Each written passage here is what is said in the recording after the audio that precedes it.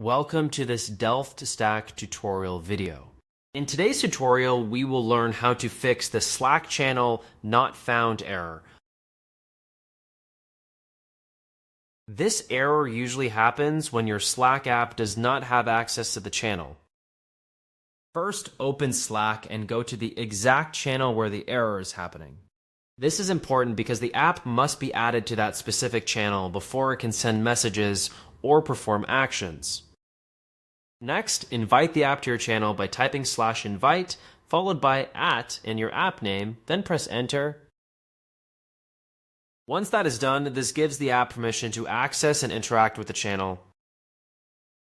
If the channel is private, make sure you manually invite the app because private channels require direct access.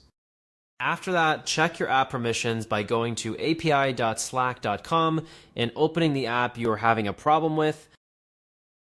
Scroll down and go to OAuth and permissions, then scroll down until you see scopes. Make sure the chat write scope is enabled. Without this permission, Slack may reject the request. Once that is done, scroll up, click Reinstall to Workspace, then click Allow and follow the reinstallation prompt.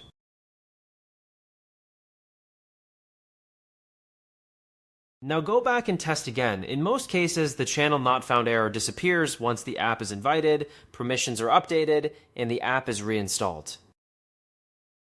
If it still does not work, double check that you are using the correct channel in Workspace and that the channel has not been archived or deleted. That's it. We just learned how to fix the Slack channel not found error by inviting the app to the channel.